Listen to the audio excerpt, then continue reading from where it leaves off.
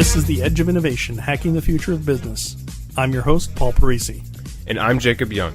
On The Edge of Innovation, we talk about the intersection between technology and business, what's going on in technology, and what's possible for business. Welcome to another edition of The Edge of Innovation. Today we're talking with Jeremiah Smith with Simple Tiger. All right, so we're talking about SEO with Jeremiah Smith from Simple Tiger, and you're located in Florida? That's correct. Oh, yep, cool. I'm located in Sarasota, Florida. All right, cool. So we're talking about lots of different aspects of SEO, and everybody comes to SEO, and what they think is that's the Rosetta Stone or the Holy Grail of the internet, in that I can manipulate or strongly influence the ranking on Google so that my hamster food company is going to be the first link after the ads for people that have bought ads. And hopefully when people see that, they will click on that link and come to my site and buy my hamster food. That's the scenario, or engage in the way I want them to engage. So right. There's a lot to that. I got to have a good page that they come and land on. I got to make sure it's easy to buy, and I got to make sure I communicate easily about my site. And you advised us to say, when we get a phone call from one of our hamster aficionados and they say, my hamster likes this food and this food, what should I do? And I write a blog post that basically talks about what I taught that person on the phone or in that experience or the expertise. So you had mentioned about developing personas. So we've got the cat lady who has multiple hamsters, or the one hamster family. Do you actually write these personas down, or are they just sort of, hey, we just flip them off the top of our head and that's it? What does a persona look like? Yeah, so the whole idea with personas is we do want to write them down, because I think it is important that over time we're going to come back to these, and typically we're going to come back to them so frequently and for such a long period of time that you're going to want to make sure that you're paying attention to them. They're going to be kind of like goals written on a board that you're going to want to refer to over time. So it is important that we come back to them and things like that and write them down ahead of time. But typically what they're going to look like is we want to get some demographic information together. So who is the type of person that you're talking to? Is, if I looked at, let's say I took your business runs on QuickBooks, for example, and you've got 100 sales, and that's valuable for you guys, right? So I look at your books and I find out, all right, what portion of this audience is male versus female? Right, okay. The buyers. Maybe 67% of your sales came from females. All right, cool. I'm going to look into that real quick, because that's a majority. So I'm going to look into it. Now, out of the females, what are some patterns? Maybe we have half of the females are CMOs. So they're chief marketing officers at Fortune 500 corporations. And they tend to be, we'll just say 37 years old, right? So that's like your average. So we'll say, all right, cool. So we're going to go ahead and create a persona around that demographic, but we need to know a little bit more. Now, why did that CMO purchase from you? So maybe you are a marketing automation platform company like HubSpot or something like that. And your language and everything really appealed to the female CMO at a Fortune 500 corporation. And the reason is her concerns were about some of the cutting edge innovations in the marketing automation space. And marketers tend to be really attracted to that innovative stuff. And so she was just really drawn to that. And that's why she tended to make that conversion onto your platform. So we're going to write her down and we're going to call her CMO Mindy, right? And that's just a pretend name that we made up to help us quickly imagine who CMO Mindy is in our minds. Now we're going to write down CMO Mindy. We're going to say she tends to be 37 years old, works for a Fortune 500 corporation, and makes purchasing decisions based on innovative language around your product and innovative features around your product. All right, so now we know what to say to talk to her. Now, the other half of the equation might be other females that purchased from you might largely be in the, well, we could say CFO space, so chief financial officer at an organization. And these people tended to be maybe a little bit older, so they were probably in their 50s, but at the same time, they weren't as attracted to the innovative language. They were more drawn to the ROI that we said we could generate, or the return on investment. How do you know that? How do you guess that? So a good thing to do is to actually, when you start pulling this data together and you get your demographics together, go out there and ask them. have good conversations with them. And if you do this early on, so when you are selling to customers and they're closing on your platform or they're closing into your business early on, asking them ahead of time, what made you decide to move forward with us? That one single question can do a world of wonders for you collecting data over the long haul. Because imagine if those 100 people, let's say 15 of those 100 people actually answered that question, you could still use that data. And if your CMO Mindy typically said, we like the innovative features you guys offer. If you get that answer 2 or 3 times from CMO Mindy, then we're going to say, all right, here's the deal. CMO Mindy wants innovative features. We know that. If CFO Frances, we call her Frances, I'm just making up names here. If she's in finance, so she was more concerned about the ROI, return on investment, because she's got to answer according to numbers. She's more concerned about the ROI figures. So now we walk away from having done that internal analysis of our existing clientele, knowing that there are 2 things we need to talk about when we talk about stuff on our website. One thing is the innovative features that we offer, and we need to have a whole section of the site dedicated to how innovative our features are in our labs and things we're testing, and how if you want to be a beta tester, you can sign up here for free and you can beta test our newest, most cutting edge technology. And boy, CMO Mindy is going to be all over that. And then you could take another section of the site and talk more about ROI and return on investments and case studies showing the numbers we were able to yield for our companies or our clients. And then CFO Francis is going to be attracted to that. And if you have that same kind of personification segmented in your email lists, this is where it gets real juicy, then you know that you're emailing CMO Mindy. You can email her the innovative language, and you can email CFO Francis the numbers language. And you're actively pursuing them using their own languages and really helping communicate your brand promise to them in their own language. And that helps you really drive better conversions and things like that.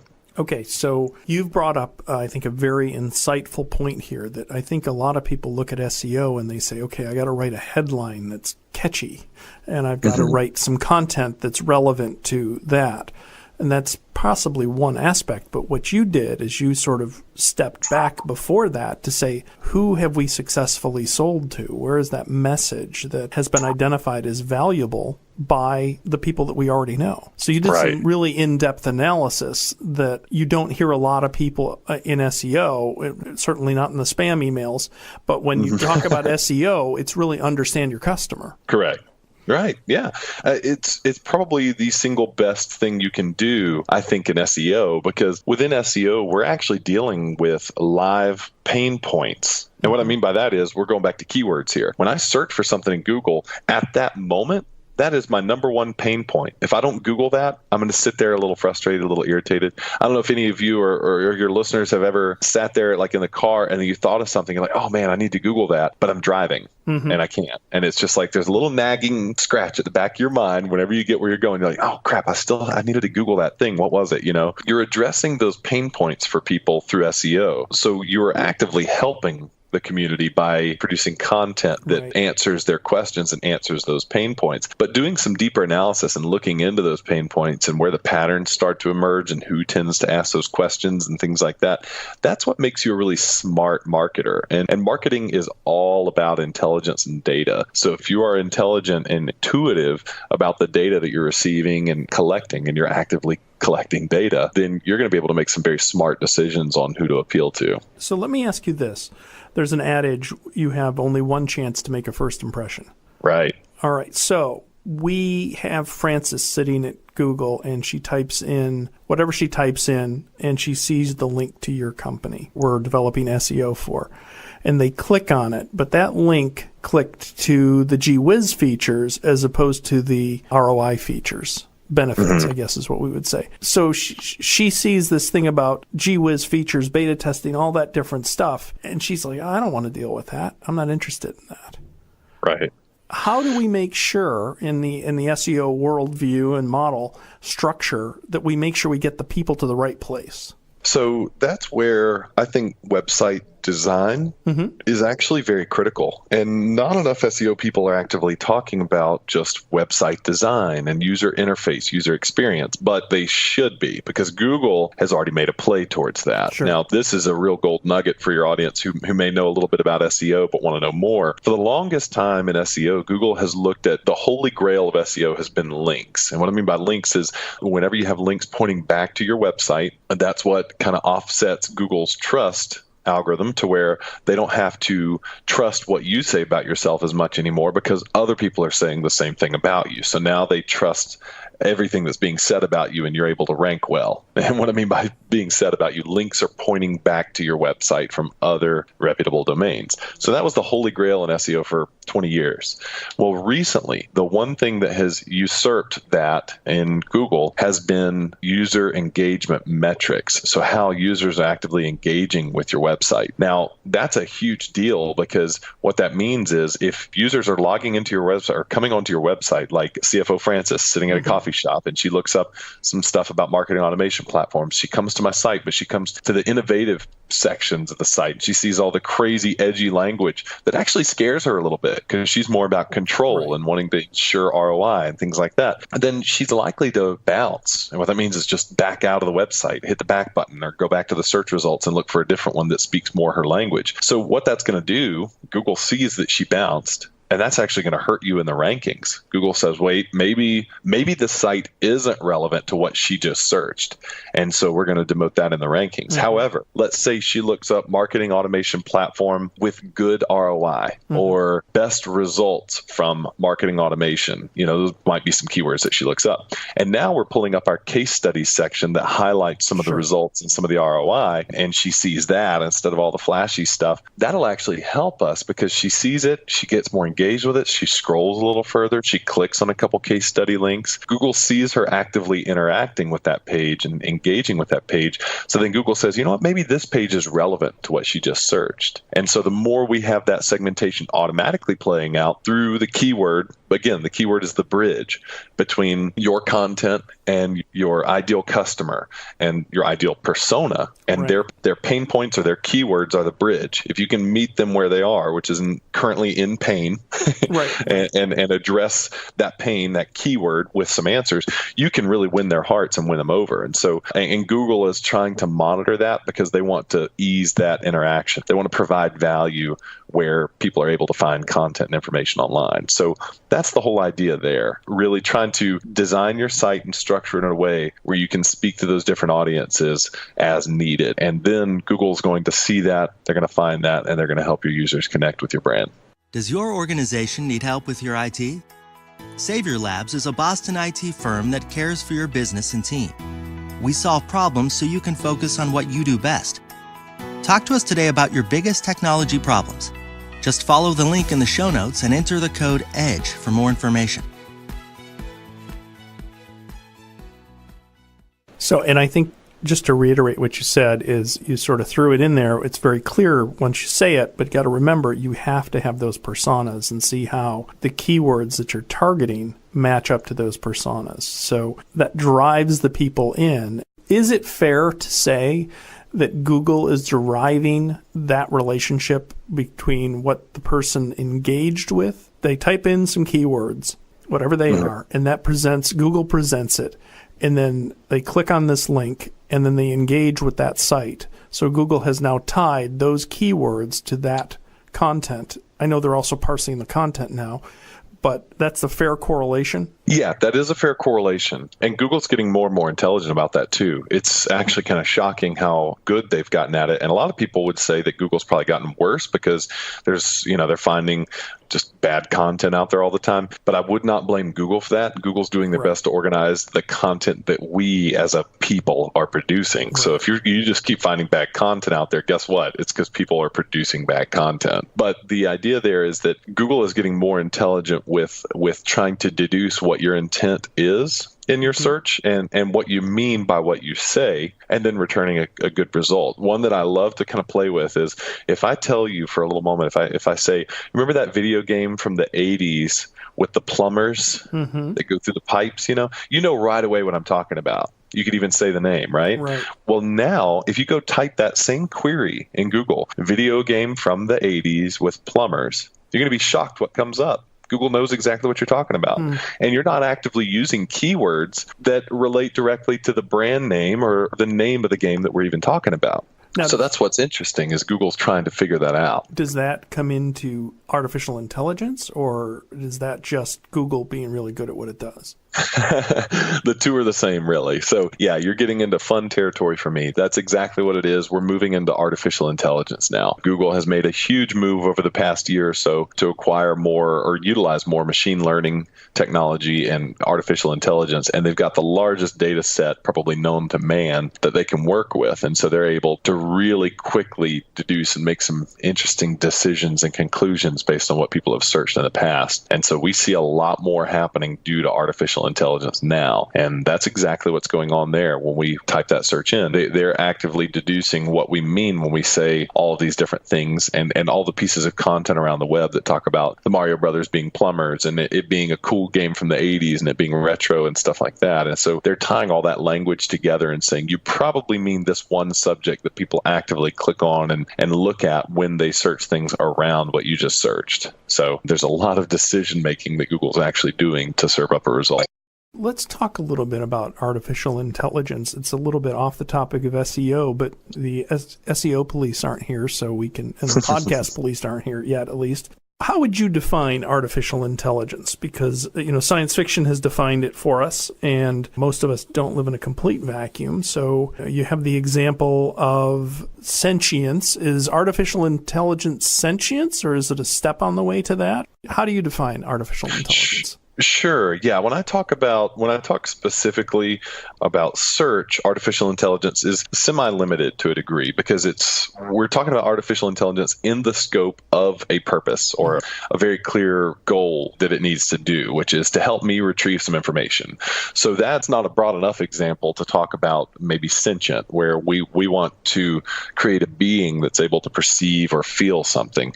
That's not exactly what we're getting into. There's an element of perception going on there within Google's artificial intelligence that is critical for it to work the way it does, but it's limited in terms of its scope and what all it can do. It's really going out there and grabbing the whole of all information it was able to index, and it was able to kind of calculate and determine relevance through, and then take our keyword query and find the best match between the two and hand that back. And so that's really what's happening there. The idea with artificial intelligence, insofar as Google is using it, though, is that they are now looking at such a large amount of ranking factors and elements to decide what is actually going to help this page versus that page rank for a given keyword. Whereas many years ago, when I first got into SEO, it seemed like Google was looking at like a handful of factors. And then over time, it seemed like another factor would show up, another factor would show up. And before you know it, there are 200, 300, 400 things they're considering. And nowadays, I don't think there's a good hard number. I actually think that it evolves so much and that it actually shifts even based on the keyword query. So for example, if we search for a pizza shop near me here in town, the way that Google intuits that and interprets that is different than if I'm looking for how to make pizza, because they understand that, wait a second, on this first query, he's looking for a local thing. So I'm going to show a certain type of results here. Whereas on the other thing, he's looking for more of a how-to. So recipes might be more up his alley. And so they do have to make some of that sort of intuitive decision. But other than that, I think it still is fairly limited in the grand scope of how artificial intelligence as a term really works. Right. So I guess to allay anybody's fears, I think we're quite a ways from sentience, but we are at the precipice of artificially being able to correlate information in infinitely useful ways that we hadn't anticipated before.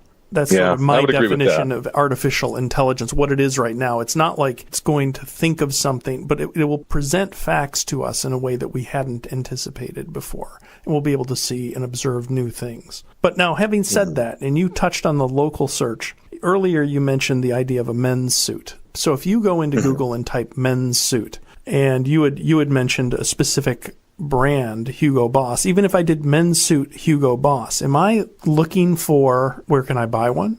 Am I looking for what are the current styles? Am I looking for what's the store closest to me? And so it's not an interview with the person. And what's interesting is I use Google. This is an interesting question. I don't know if they're doing this. I type in Hugo Boss and I get an overwhelming amount of information. Then I go Hugo Boss store. Is Google, I would imagine they would be, is correlating those two queries as me refining my question. Yeah, and they are actively watching that. So it's actually, it can be a little creepy to some people, but at the same time, it can also be very useful to the point where people are willing to give up a little bit of security for convenience. Right. And those are always at odds with each other, right? Well, I think that when we do something like we're searching for a product online, like your example, and then we search for that same brand near us kind of thing, certain information starts to really play into their algorithm and the results they're going to generate. And we've actually seen some patterns, especially in kind of the beta realm of Google, where they haven't fully rolled out a new feature yet, but they're testing something. And one of those features would be to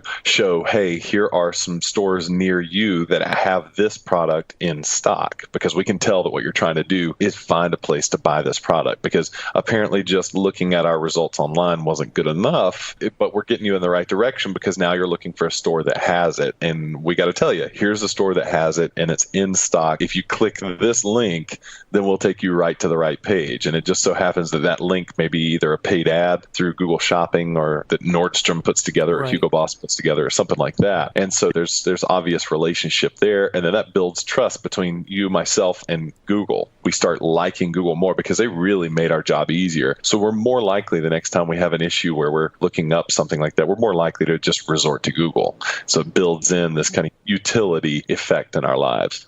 Well, we've been speaking with Jeremiah Smith of Simple Tiger. He's an SEO expert, and they're an SEO agency. As you can tell, there's a lot of value here in what he said.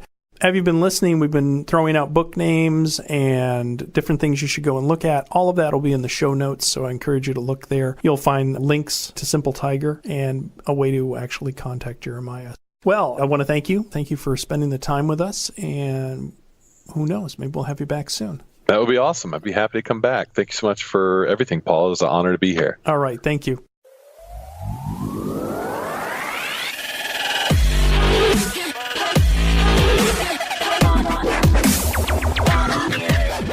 The Edge of Innovation is brought to you in partnership with Savior Labs. Savior Labs exists to help businesses mature and strategize for the future. Learn more about Savior Labs at saviorlabs.com. Thank you for listening to this episode of The Edge of Innovation, Hacking the Future of Business. For the show notes and more information about Paul, please visit paulparisi.com. The Edge of Innovation is produced by Jacob Young in conjunction with copious amounts of coffee.